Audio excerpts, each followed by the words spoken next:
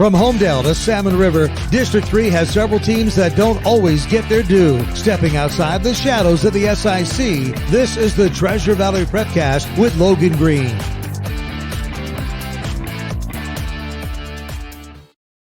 That's right. Welcome in another edition of the Treasure Valley Prepcast on IdahoSports.com, breaking down the 3A, 2A, 1A sports scene in District 3 each and every week. Brandon Baney is always joined by Logan Green. LG, what's going on? Hey, Brandon, not much, man. I just I started my morning off this morning. Somebody was cutting onions in my house while I was watching this video. I don't know if you saw it from the Yankees Blue Jays game last night. I can't handle that stuff. That stuff gets me every time. That was awesome. If you haven't seen it, go look it up. There's a great story on the Athletic about it that was really good. But Aaron Judge hit a home run. It went straight to it was in Toronto. It went to a Blue Jays fan.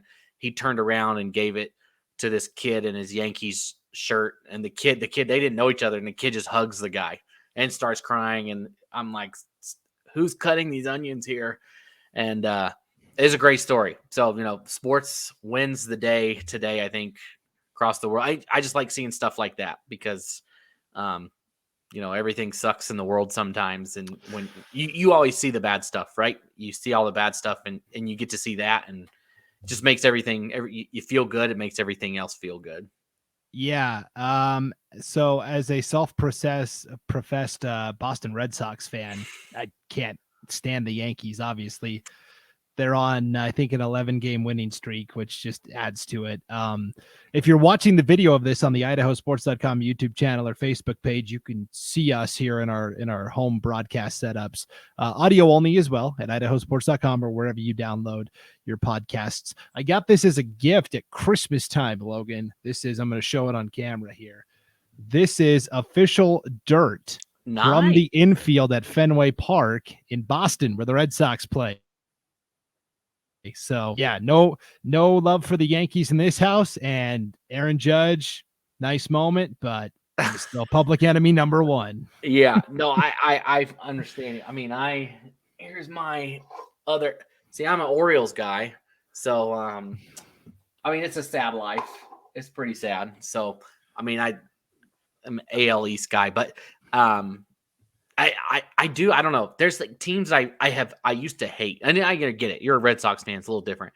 But I feel like I was like that with the Yankees for a long time. And just over time, I've come to more, I respect them. Same thing with the Patriots. I was like that.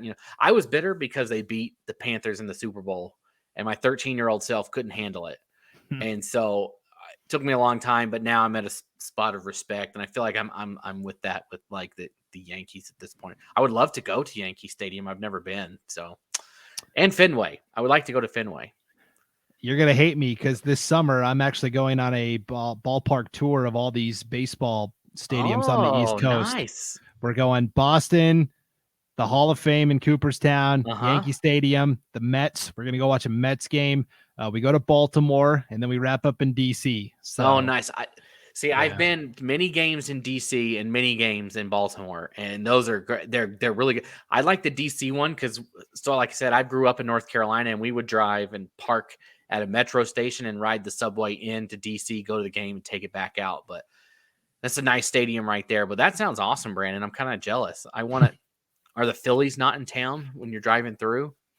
Yeah, I don't know. It's through a company, and so they kind of set the schedule. And I see. Yeah, they kind of arrange all the travel and accommodations and all that stuff. So awesome. That's awesome. Yeah. And your little thing reminded me. I don't know if they're going to do it, but I thought I saw maybe somewhere they're renovating the Ravston Stadium in Idaho Falls, and they were going to cut down the goalposts and cut out like a little chunk of the cut them into pieces and sell them maybe, or sell some. I did if I was an Idaho Falls grad, I would want that would be awesome. Or Skyline, it would be.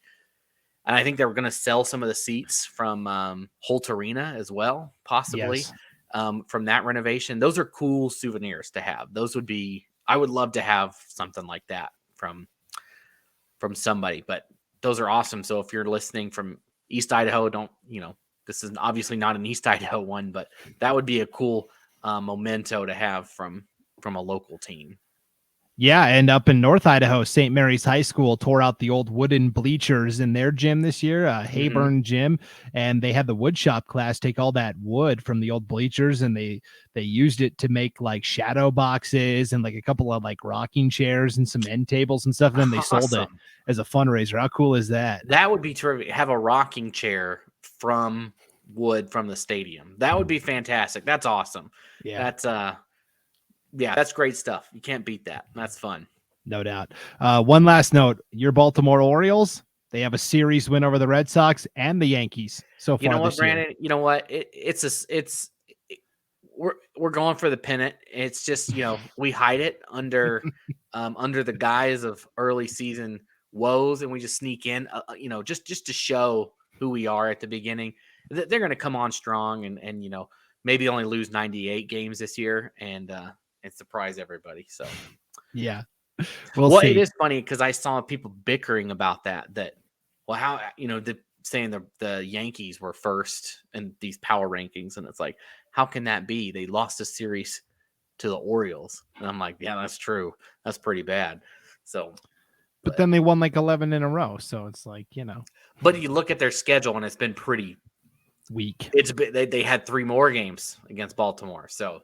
I mean, you might as well bring up the Norfolk Tides, the AAA team, and have them play. It's just the same. Right, for sure. All right, well, here we are, nearly 7 minutes in. We do this every time. Look, and I wonder if people just fast forward. Yeah, they probably do. They're like, I don't want to listen to this garbage. Well, what's not garbage is the North Star Charter baseball program. The Huskies have been so good this year in just their second year of existence as a 1A program. Last year, they took the state by storm, got all the way to the championship game where they fell just short to Genesee. And then because they were a young team, they brought back a lot of those guys this year. And we've talked about North Star Charter a lot this year. We talked about Daniel Cormilo, who threw a perfect game against Rimrock, back in April. Well, between the last episode we recorded and now, Cormilo threw a second perfect game, and he's not even the only pitcher that's dealing. Josh Ineck just threw a perfect game for North Star Charter as well. That's 3 perfect games in one season. It's unheard of. No, it's incredible. Like to be able to do that. How many times does that happen in the majors? A perfect game. I don't know what the number is, 25, 27, something like that. But for it to happen to the same team 3 times in a season, that's extreme. Show me a stat where that's happening anywhere else. Now, I do get the counter argument that these are not 9-game innings or 9-inning games, and they're not even 7-inning games. A lot of these is they've been, in a mercy rule situation early on, so they haven't, the pitcher hasn't had to pitch a complete game to get it. But you know what? It is what it is, right? It goes in the books as a perfect game. I mean, your team contributed to that by hitting the ball extremely well and getting you to a point where you could tap out early and the game's over. You don't pitch perfectly, that game continues on, but you do pitch perfectly, so the game's over. So, you know what? I can see maybe some people wanting to bicker the other way, but at the same time, it is what it is. And you got to tip your cap to them. That's a great job by Ineck to get it. And Cormilo with 2, just a phenomenal season for North Star. And if you look at the coaches poll right now in the 1A baseball, who is the only one ahead of them right now? Genesee. So it's could we have a collision course again of Genesee and North Star Charter? You look at it right now and you think, I don't know how that's not going to happen in about a week and a half. I mean, yeah, it's crazy. The North always so tough in baseball. In fact, I don't think a team from District 3 has won a state baseball title since they kind of split 1A up back in the early 2000s. It has been dominated by the White Pine League, and so North Star Charter is carrying the mantle for District 3 as well, trying to end this streak of dominance from the teams up north. And all this regular season success is great, but they'll tell you that the only thing they care about is getting back to the championship and delivering with a win this time. So the thing about Ineck's perfect game, it's a pretty cool deal because he is the only senior on the North Star Charter baseball team this year. So it was his senior night It was the final home game of his career against Idaho City. And on senior night, the lone senior recognized before the game, he goes out and throws that perfect game. I mean, you can't write a better script. No, you can't. We're just waiting for Disney to come in and offer to make a movie here. But like you said, Brandon, at the end of the day, you know what?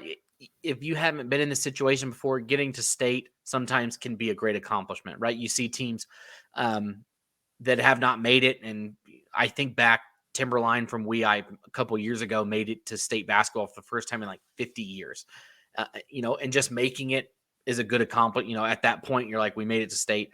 And then for a team that hasn't even made it to a state championship, we made it to a state championship. That's all out the door now for them, right? Making it to state, not good enough. Making it to the state championship, not good enough. We already did that. But we don't care about that in it. There's nothing. We got our T-shirt last year. We can get a T-shirt this year, but I already got my T-shirt from last year. Those ones that those are like reps of pride across the state. You see them everywhere you go. But they want their goal is a championship. And, I would say that anything short of that, they're probably going to be disappointed in their play. And you know what? The way they're playing right now, I just can't see it matching up any differently than Genesee and North Star in that championship. I think you got those next two, Glens Ferry and Troy are probably those next two. But I think that those two are a couple steps ahead of everybody else. Yeah, and so when you look at the conference standings, it's kind of a mess because it's this gigantic league in the 1A WIC, and not everybody played the same amount of conference games because of rainouts and forfeits and other things. So nobody's conference record is the same, but you can see there's a clear delineation, right? North Star Charter is the top team. Then a tier below that, Glens Ferry, Horseshoe Bend, and then a tier below that is Rimrock and Wilder, I guess, but I would put Rimrock ahead of Wilder. It's really, those four teams, North Star, Glens Ferry, Horseshoe Bend, Rimrock. Those are probably going to be the four teams representing 1A at state. Yeah, I think it's hard to see anybody else coming out of the district beside those four. I mean, of course, we'll have the district tournament to settle all of that, but that's probably what we're going to see in a couple weeks. Definitely. All right. Well, let's move on to the other districts for baseball. Let's move to Class 3A, where we kind of previewed it last time, where Fruitland had a big showdown with Weiser. These were the top two teams in the 3A SRV, and to the surprise of nobody, it was a tight game throughout. Yeah, a 1-0 win for Fruitland. And you look at it, a pitcher's duel, fantastic matchup. The only difference between these two teams was a solo home run by a freshman, Jace Mordhorst. He hits the solo shot to win the game in the 6th inning. And that's it. That's the difference. You look down at the pitching for that game. Zane Bidwell gets the win for Fruitland. He pitches 7 innings, only gives up 3 hits, and had 14 strikeouts in 7 innings. So 2/3 of the pitchers he faced 21 batter, or 24 batters and strikes out 14 of them. That's over 50%. It's a great day at the ballpark for Bidwell. He picks up the win there. And on the other side, Willie Schertz pitched 5 innings, gives up that 1 run. But on the other side, 10 strikeouts for Weiser between their pitchers that pitched. So really was a pitcher's duel. Just the difference, that solo shot that separates them in that win. And right now we can see a little bit more of a clear picture of how districts are going to shape up after everything else that happened this week. Yeah, we'll show that district bracket in just a second. Weiser wraps up the regular season 17-4 overall, 9-1 in the conference. They're the defending 3A state champs, and I feel like nobody's talking about them at all. It's crazy to me.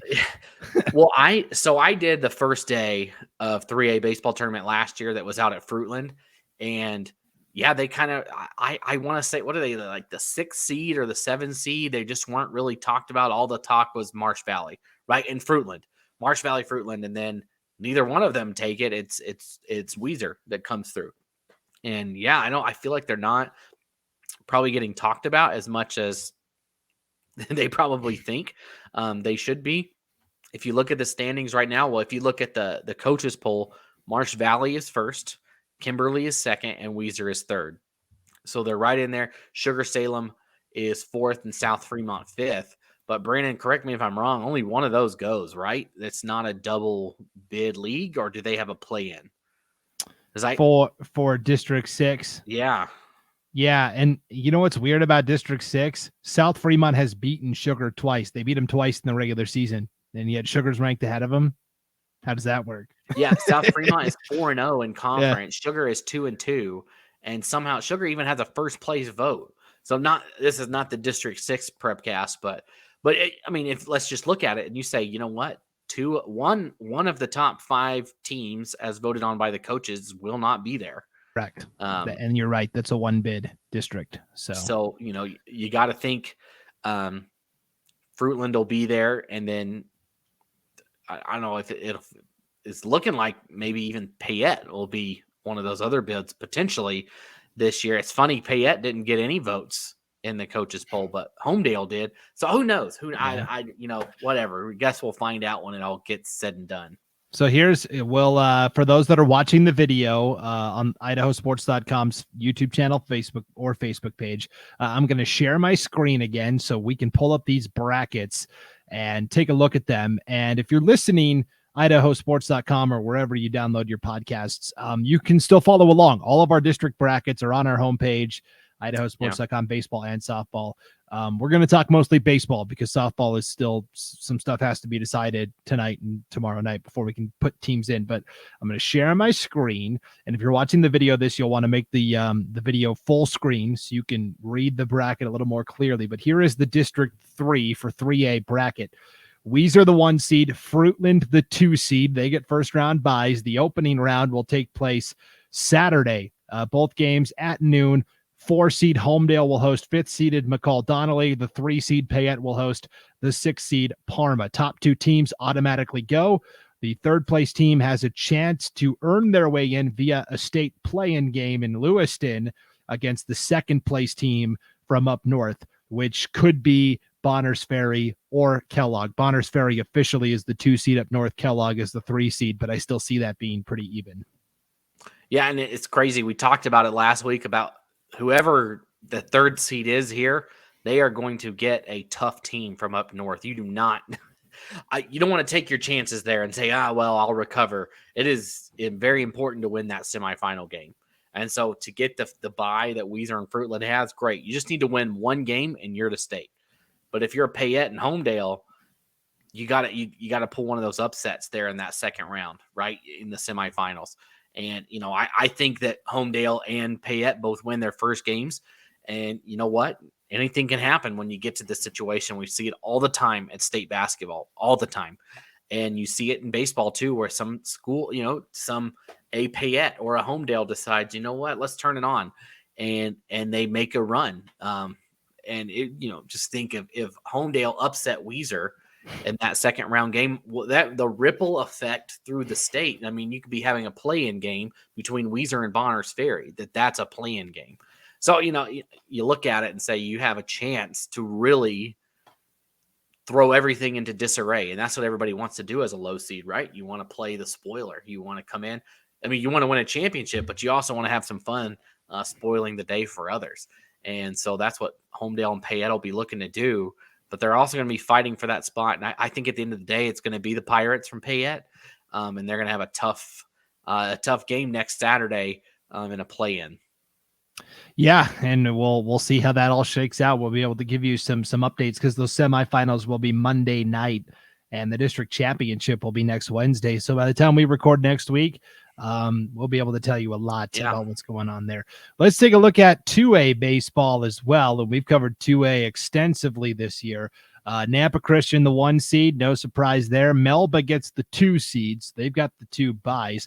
Marsing clinched the 3 seed, even with a game to go still. Marsing clinches the 3 seed. New Plymouth, Coal Valley Christian, both finished with identical conference records. Really, the seeding is semantics. They're both the same record. New Plymouth 4, Coal Valley 5.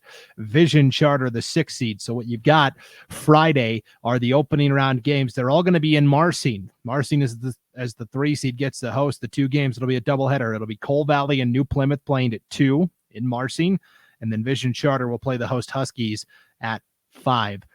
Two teams, the top 2 teams automatically go to state. And then just like 3A, whoever finishes third has a chance to challenge the second place team up north, which is going to be either Grangeville or St. Mary's. But again, a little tougher proposition, I think, at the 2A level than it is the 3A. Yeah, and you know what? Marsing had that big win this week over Coal Valley, or last week, or I can't remember. They played, and Marsing beats Coal Valley. Huge win for the Huskies. We mentioned it last week. You didn't want to be on Nampa Christian's top side, right? You didn't want to be up there. And Marsing gets a big win, and they get the Melba. That's not a diss to Melba. I think I said the same exact thing last week, but I think anybody will say I'd rather play Melba than Nampa Christian at this point. Marsing has played them tough this year, has beaten them a couple times. So you got to think, if you're Marsing, here is a chance to go to state for the first time in a long time. Like, it's been a long time since we've seen Marsing in the state tournament, and they're right there. You know, a big win on Friday night, and then on Saturday, we could be talking about them in the state tournament as soon as Saturday night, right? You know, Saturday afternoon, that game at 3:00 at Marsing. It's a big opportunity for the Huskies. Yeah, and again, very young Marsing team, a lot of freshmen on that roster. So again, we'll keep an eye on that. Friday, the first round, and then Saturday, the very next day, we get right into the semifinals. And then we got a little time to breathe. So again, we'll have a lot to talk about next week when we do the Prepcast. All right, let's go to softball. And again, we don't have any brackets to show you because the standings are still somewhat in flux. So we'll kind of just cover quickly what's happening. Let's start in 3A, Snake River Valley Conference. Homedale is in first place, 8-1 record overall, 15-5-1 overall, 8-1 in the conference. Should they slip up, they play Fruitland in their regular season finale. Fruitland is 0-20 overall. So Homedale more than likely going to be that 1 seed. If they slip up, Weiser could tie for first. Weiser still plays Parma, which is the 5th place team, and Parma's only 3-15. But barring some really weird upsets, Homedale's going to be 1, Weiser's going to be 2, Payette will be 3. And those are the 3 kind of strong teams going into districts. Yeah, so Weiser comes away with a big win on Monday against Homedale. They beat them 15-9, and that's what propelled them to a spot to potentially claim that first place tie. Again, they do have to rely on an upset by Parma tonight on Wednesday night against Weiser, but they do get a win, and that's exactly what you want heading into the state tournament, right? Well, Weiser still has to play Parma tonight. Homedale will wrap up their season against Fruitland. And so, but barring a big, like we said, a big upset by Fruitland, who hasn't won a game this year, it's probably going to shake out the way it is. But you know what? You go into the district tournament on a big win streak right now, right? So the last loss for Weiser, if they can win against Parma, was back on April 13th against Homedale, which was a 1-run game. And then they got revenge on the Trojans on Monday night and beat them by 6. And you know what? You look at it and say, they're on a roll right now. Weiser kind of feeling it on the softball side and the baseball side. So I like Weiser. I think if I had to pick a team right now to win districts, I'm going to go with Weiser. I think Weiser is going to come away with it, even though Homedale sits in first. I think the Weiser Wolverines. That's a tongue twister right there. I think Weiser. I like them right now. They're playing well. I think they're hot right now, and that's what you want to be at the right time. Is hot, and that's what they are after that big win over Homedale. So let's move on to 2A softball and check out what's going on there. And again, kind of the same thing, pretty much for the most part, New Plymouth, Nampa Christian, the top 2 teams. New Plymouth finishes up their season with Nampa Christian. And so that's the big game that everyone's looking at now, because in the standings, New Plymouth is 8-1 in the conference, 16-5 overall. Nampa Christian is 7-2 and 13-6. So if Nampa Christian can knock off the Pilgrims in this regular season finale, we have another tie for first place. Yeah, I'm not sure what the tiebreaker is, but that, there we go. They both are far enough ahead that they're secure in their 1 and 2 spots. But man, you look at it and say New Plymouth, they're on I wouldn't say a skid, but they did lose to Cole Valley on Friday night, and they had a tough 2-run win over Melba. So a little tightness for them more than usual. They did beat Nampa Christian back on the 26th, 11-1. So you got to have that in the back of your mind if you're Nampa Christian. Want a little bit of revenge, but they did. New Plymouth did handle them. Like we said, what was that last week? I get my dates wrong. Yeah, last Tuesday they played, but since then, a loss to Cole Valley, and a tight one with Melba, and maybe Nampa Christian can come in and sneak away with it. It's just there's too many things going on, like you said, to know where everybody's going to be. We'll know more next week. There's too many variables.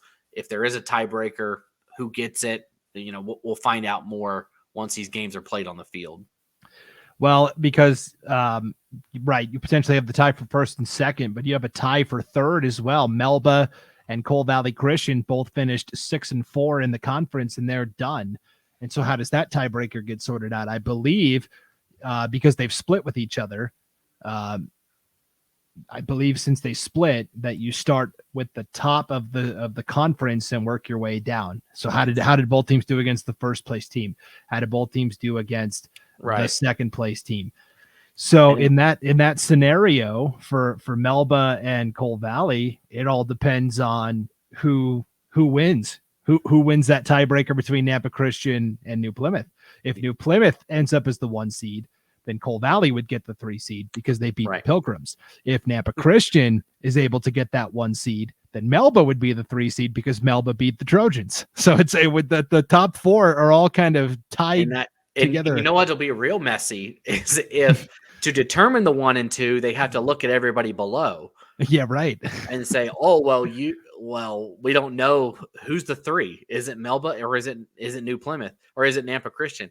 Or excuse me, is it Melba or is it Cole Valley? Well, that depends on what is it. What catch 22? That'd be fun. I don't know. Do you go to run differential? You call it where they do that English Premier League, the aggregate runs. But that'd be an interesting meeting because it really does matter where you get lined up. I mean, we've seen it, right? That one has beaten the other and has not beat the other, and so. If you're New Plymouth, you're thinking, well, darn, I don't want to play Cole Valley again. Like Cole Valley, they can do it. And so you think if you're Cole Valley, you want, hey, give us them again. We got them. We know what to do. So there is a lot going on there to deal with. And we're just going to let the muddy waters be cleared and we'll tell you what happened rather than tell you how it will happen. So the big game that everyone, and probably the game of the week in softball, is going to be that Nampa Christian New Plymouth showdown, and that is going to take place, I believe tonight or tomorrow night, Thursday night. And who's hosting that, Logan? It's at Nampa Christian. Okay, that's very interesting. Yeah, it should be fun. Yeah. Let's see what happens. Okay. 1A softball.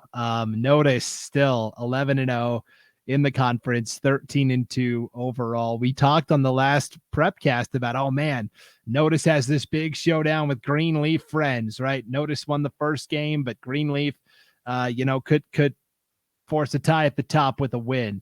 And then that game got rained out and got pushed back to the very end of the regular season. They're going to play on Monday, May 9th. So we got to wait a little longer for that Greenleaf Friends Notice showdown. I will say that, Notice, I think, has pretty much wrapped up the 1 seed. If we look at the schedule, unless they really stumble here, they finish with Horseshoe Bend Wednesday, Garden Valley Thursday, and then Greenleaf Friends Monday. So it's not official yet, but Notice is looking pretty good. Greenleaf Friends has split with Glens Ferry, and with a win over Notice, they can split with the Pirates as well. But Glens Ferry got a very big win over Greenleaf Friends recently also. Yeah, big win. Glens Ferry with a 14-8 win over over Greenleaf. So that really makes it interesting. And now you look over at Greenleaf side, right? So the like you said, there's some weird stuff with who's played, who hasn't played. But Greenleaf sitting at 9-2. But they do have that game against Notice.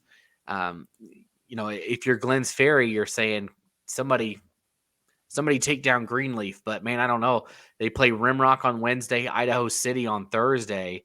The best shot really is if Rimrock can pull an upset, then maybe we have some competition for that second spot. But the way it's looking right now just is Notice, Greenleaf, Idaho City, or Glenn's Ferry. And the thing is, though, Glenn's Ferry with that win over Greenleaf. So, those two are going to be duking it out, right? They're going to be duking it out at that 2 and 3 spot.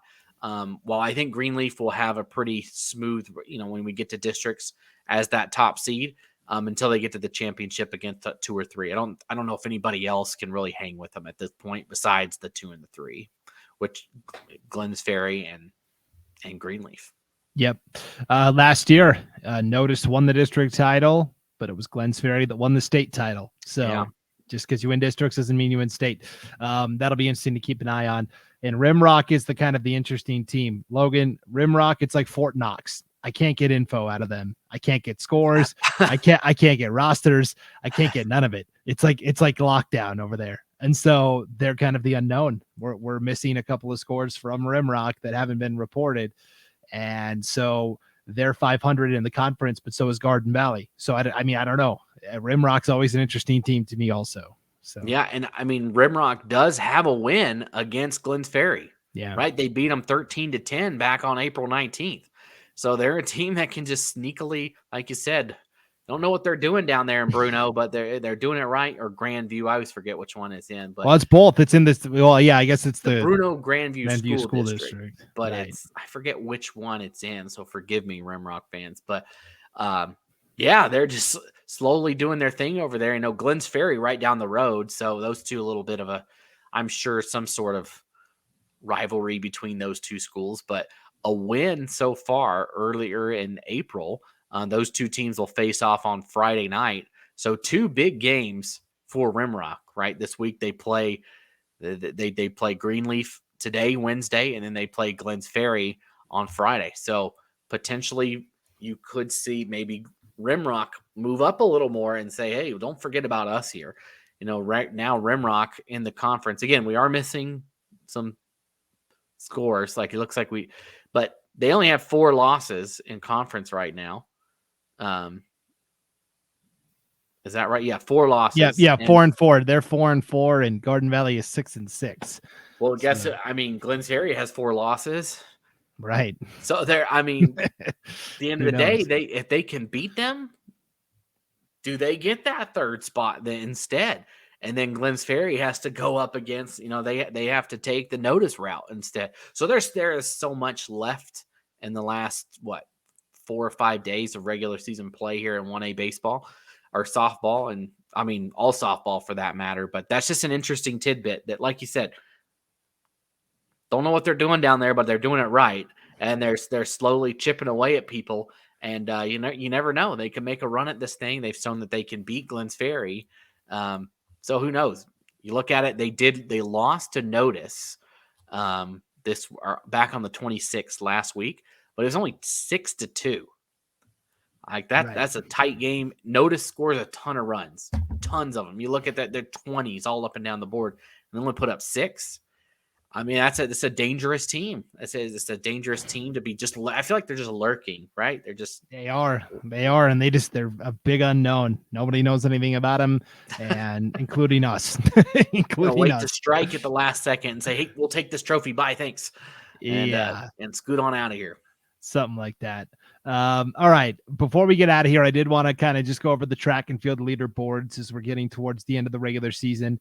Instead of the statewide leaderboards, because it's hard for the 3A, 2A, 1A kids to get to the top of the statewide leaderboard, I wanted to break it down by classification and tell you a couple of athletes that we're going to keep an eye on down the stretch here in track and field. So these are statewide leaders in their respective classifications, and we'll start in 3A. On the boys' side, there's only one District 3 athlete leading his event currently, and that's Case Lewis in the high jump from Payette.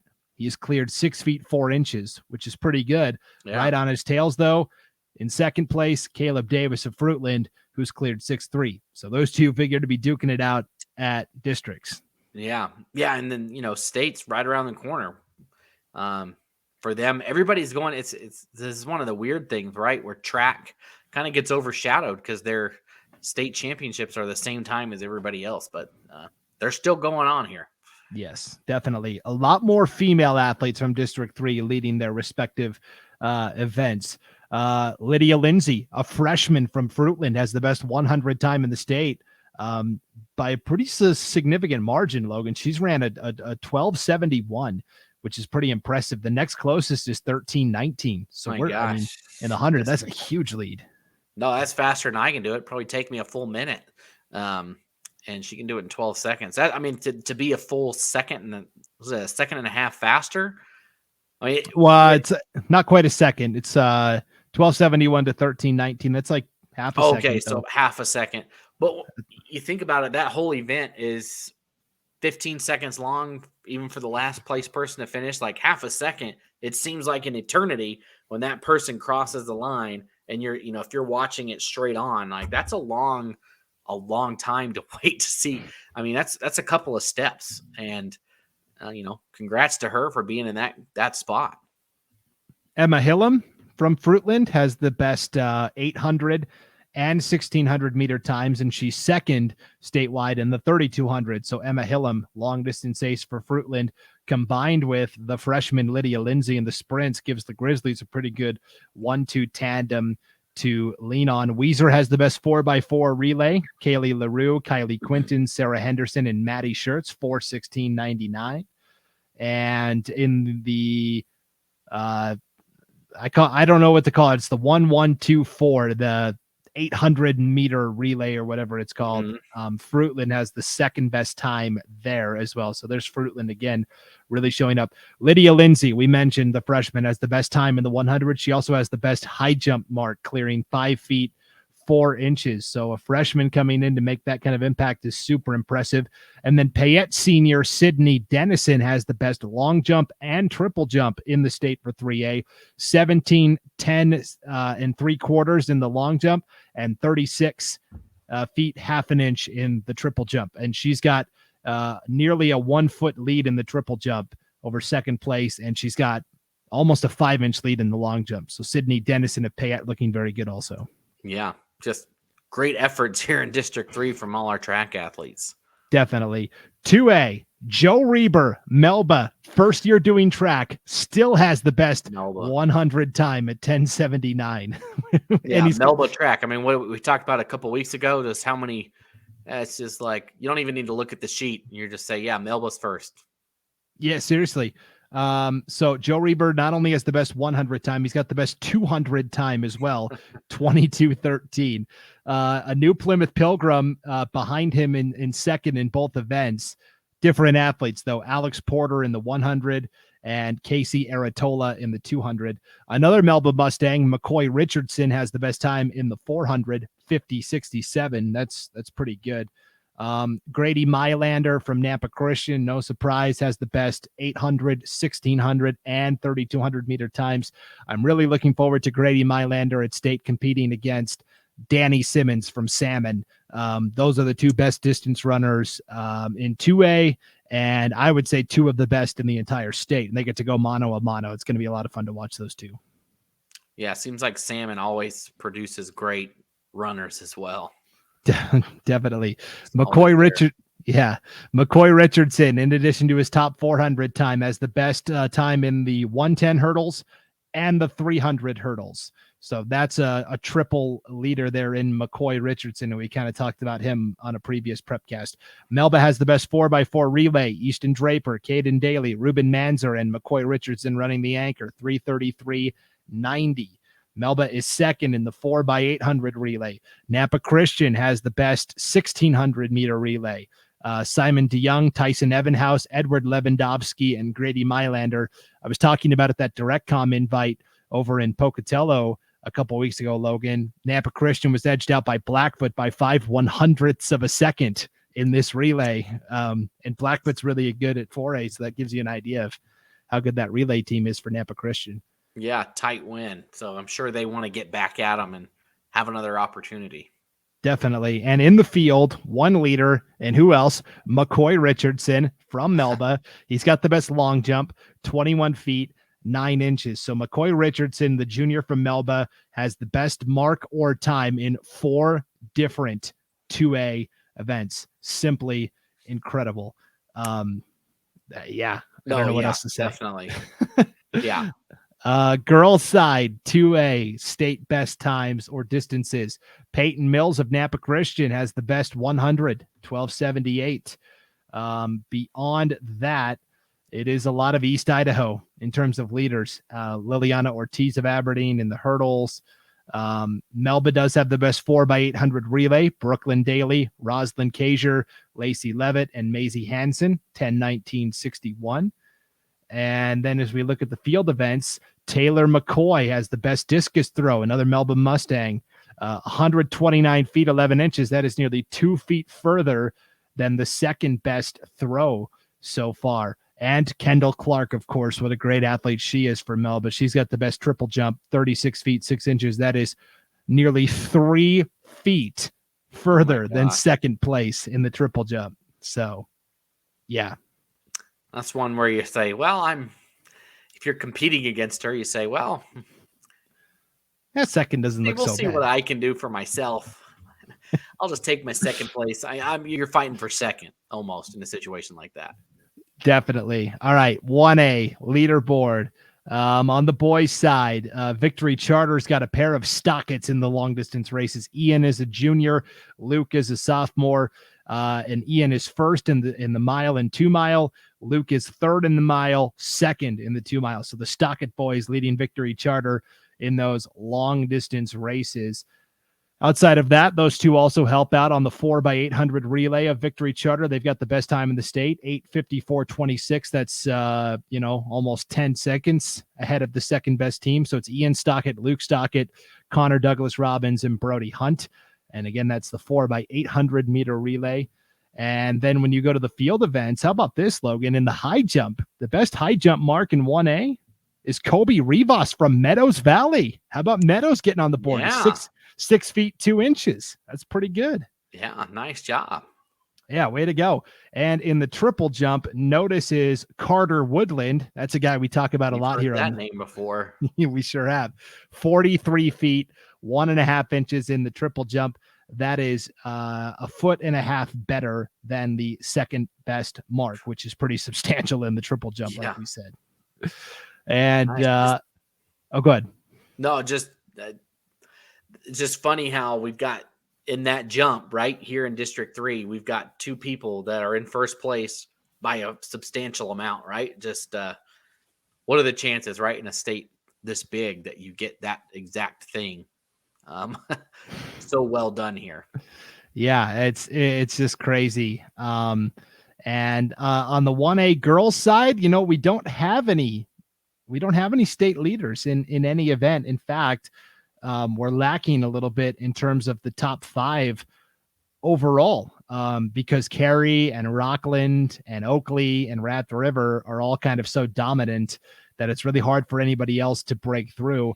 I will highlight Charlie Holland of Salmon River, who's cleared 8 feet 6 inches, which is tied for second in the pole vault on the girls' side. But all the power seems to reside in District 4 in 1A girls track. So, yeah, that's your track and field rundown, Logan. It's good stuff, Brandon.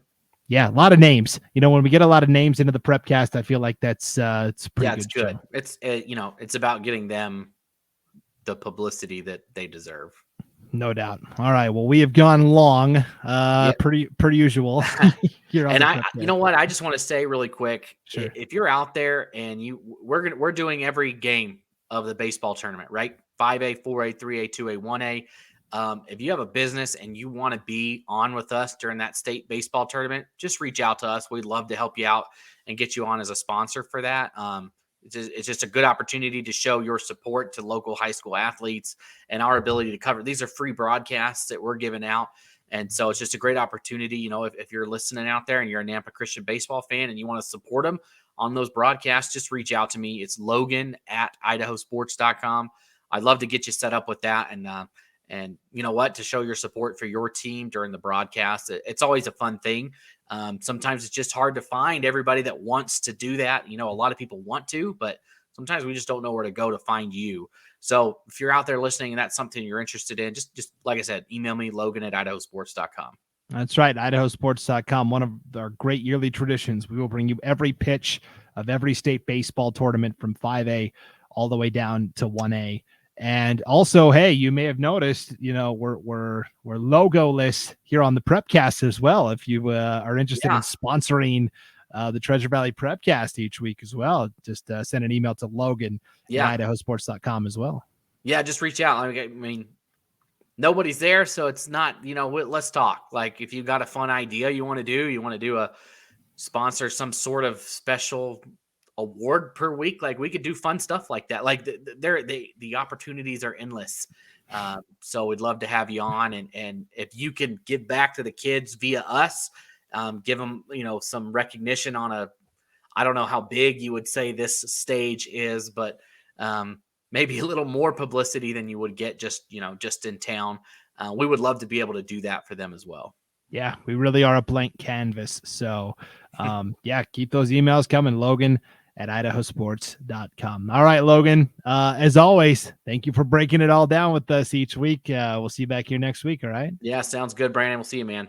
All right. Thanks for tuning into the Treasure Valley Prepcast. We'll see you next time on IdahoSports.com.